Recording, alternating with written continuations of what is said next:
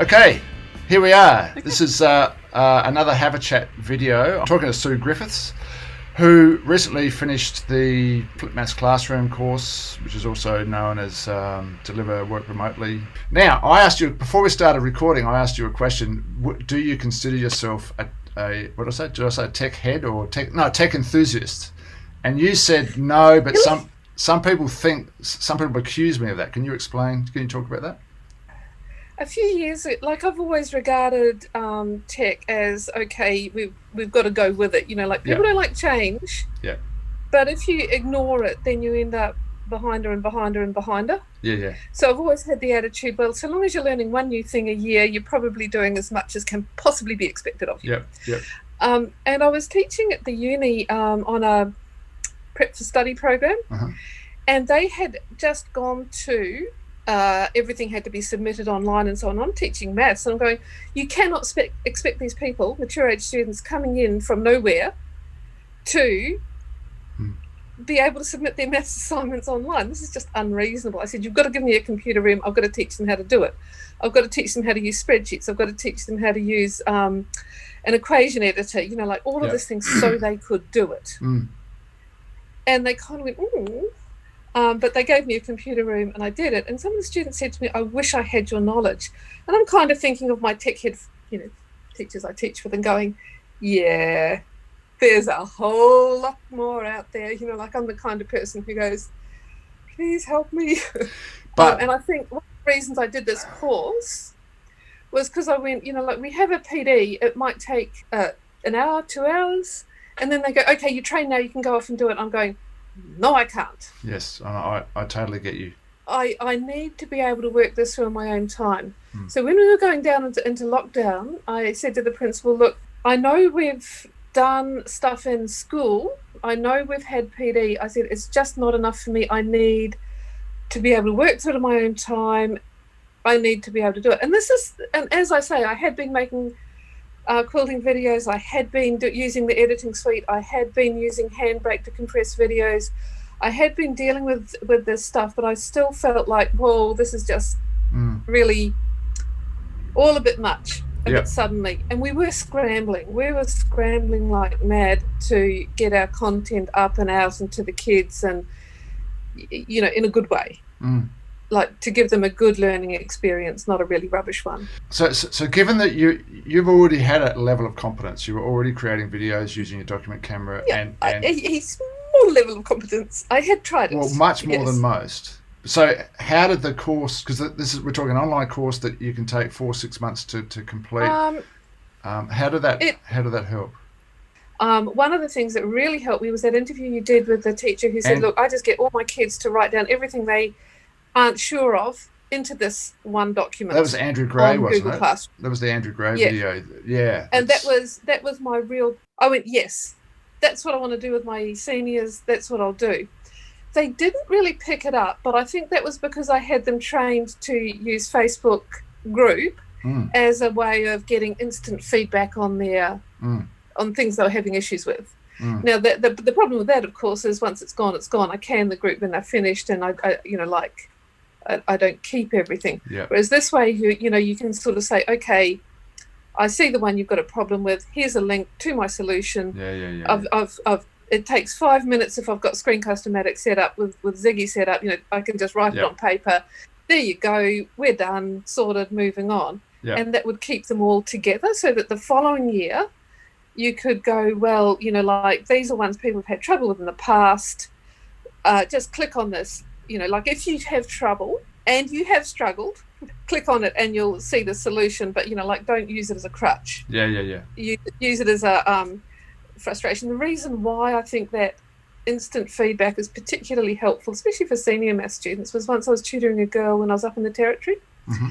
And she came to me for maths tutoring, and her textbook was a bit decrepit. I said, what happened to your textbook? She said, oh, I threw it in the swimming pool. So her level of frustration trying to do her homework was such that she threw her textbook in the swimming pool. And I kind of went, you know, they talk about feedback, but it really has to be at the point of that need. Right. So having all your responses to kids' problems in one place Right. where they can look it up is actually really helpful. And I think the other thing I found helpful with Actually, the Facebook group was that. Can you just hold that? So for people Yep. who don't quite know what you're talking about, I'll put a Yep. link to that Andrew Gray video that you were talking about, because Yeah. that is an absolute gem. I mean, really is. I particularly want to interview him because I hadn't had a lot of experience with that level of working Yep. with Google. Yeah. And so that's a bit of a goldmine. So Yes. and you were about to say the next thing.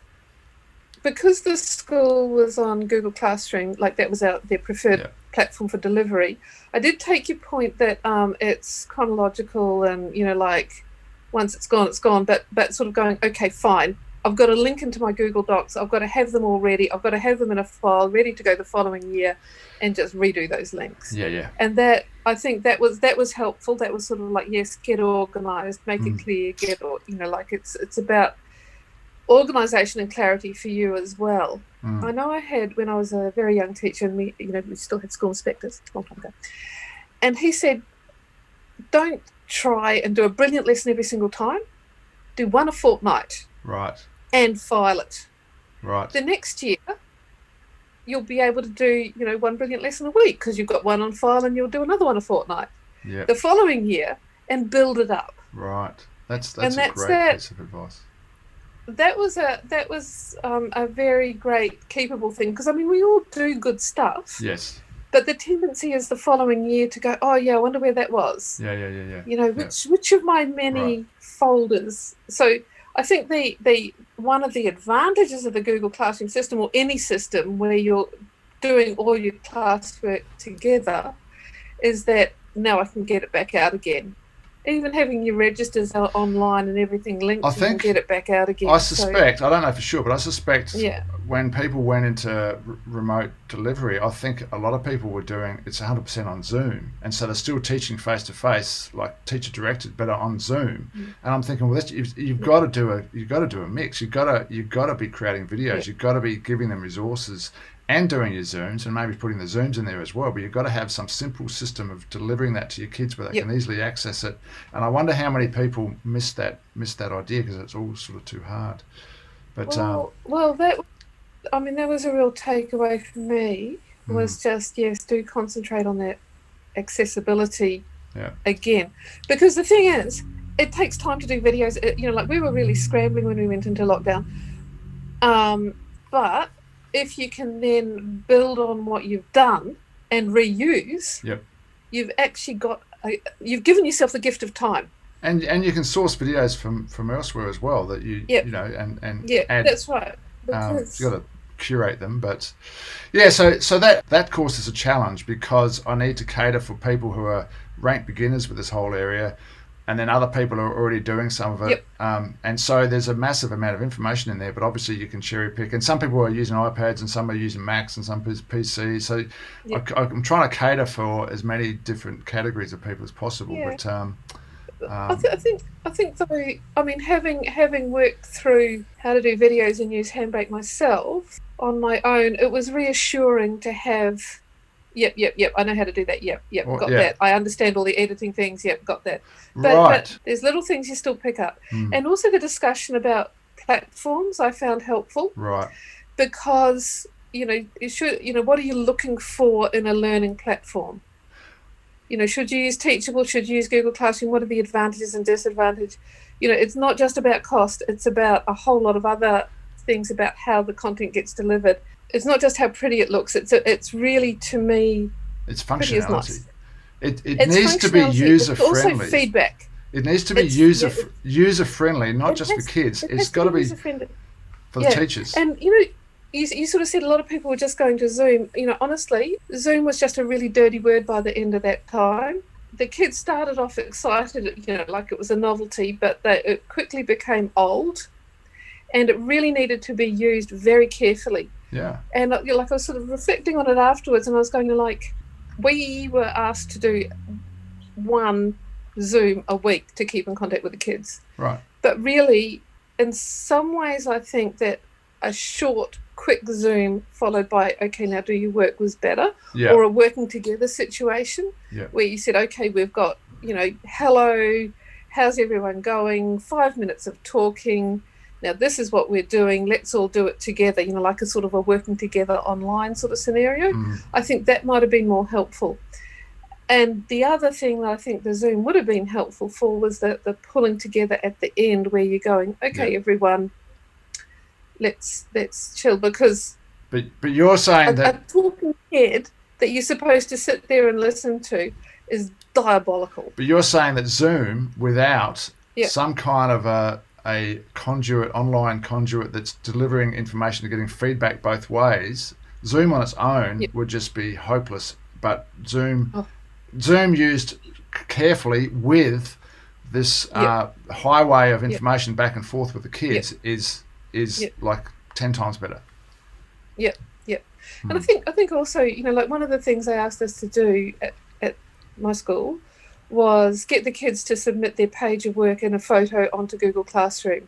Now, this meant, and they were asked to mark it themselves. So it's just a check that they're doing it and setting it out all right. Now it became overwhelming, given that we were also getting 100 emails a day about all sorts of other things. Right. The emails became overwhelming, the marking became overwhelming. So that's where, we're back to how do you best manage this? And that's where your Google quizzes really were very helpful, because you could far more quickly check the kids' compliance with doing it in their mark. I'm not saying that you don't want to check their page, but I think you don't want to do it every day. For remote learning, it has to be manageable from both ends, because otherwise the kids are thinking, oh, well, the teacher never looks anyway, why should I bother? And the teacher's going, I've got 5 classes times 30 kids times 5 days of work, and suddenly everything's just gone completely out of control. So I don't think we're kind of there yet, but there's a whole lot of questions that we're still working on. Yeah, sure. As you said, the balance of the content. It's always going to be work in progress. Absolutely.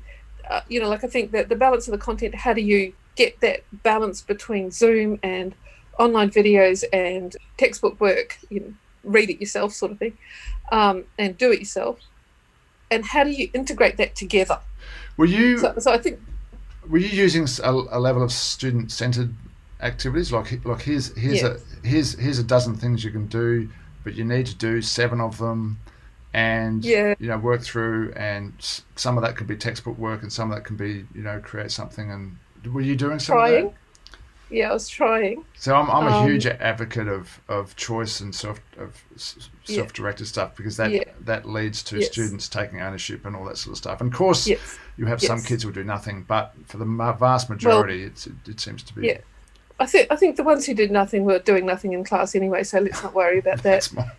That's just that's an ongoing issue. It's not a new issue. But I know for myself, I'm not a good video watcher.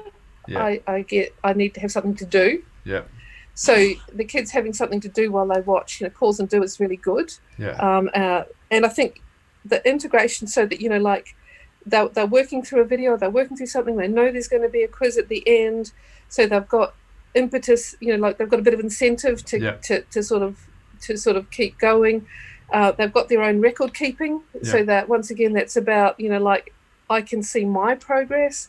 I think the progress bars are great. If you've got a platform where they can see their progress. I think exit cards are great, because that gives you some feedback, and that can be done on Google Classroom. So I do think it was all a bit sudden for us all. Well, we didn't see it coming. Some people were already doing it, and that was easier for them, and they'd already trained their kids up.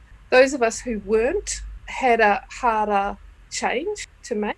See, if we go back to the question I asked, do you see yourself as a tech enthusiast? I think the difference, because I was in a school for a few years where I was supporting teachers in adopting tech and moving to blended learning, right?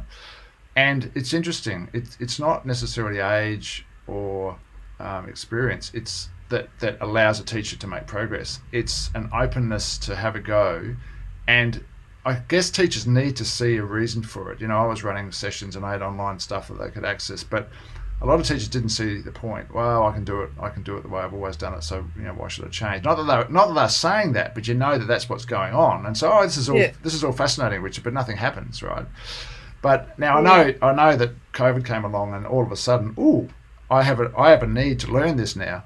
But also a big factor is being open and seeing the point of embracing these technologies and exploring it, and I see that's why you've adopted it.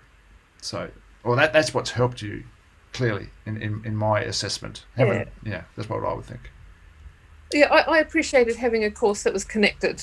Like you can probably find a lot of information out for yourself, but you spend a lot of time searching.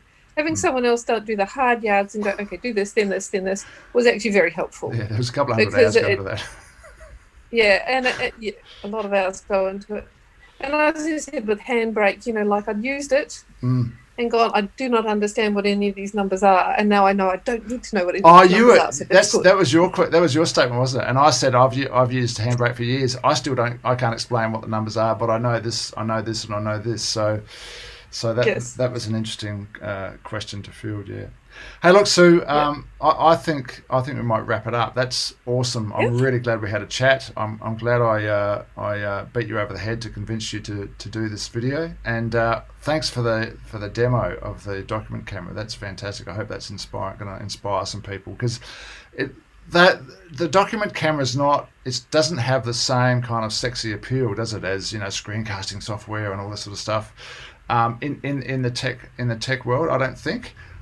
But it should, because as you've pointed out, it's once you get it set up, it's so fast just to quickly whip out a video. And I know someone who was using it a while ago, using that technology and getting the kids, well, this is obviously in a classroom, but using the kids to come up and create little videos as extension work and all sorts of things, so that she had it set up in her classroom. So interesting. So thank you very much, Sue. That is awesome, and all the best for 2021. You'll be much better prepared. Of course, we're lucky that we're in Australia, and so that it's not Northern Hemisphere. But you never know. At any moment, there could be another outbreak, and we're back into it. But you'll know what you're doing this time. Well, I think we're in a slightly different world. I mean, they've been warning us there'd be pandemics for 30 years, and we hit it now. So All right. Okay. Thanks again, Sue. Have a great day. Enjoy the rest of your holidays, and speak to you again sometime. Cheers. Thank you. All right. Bye now. Bye.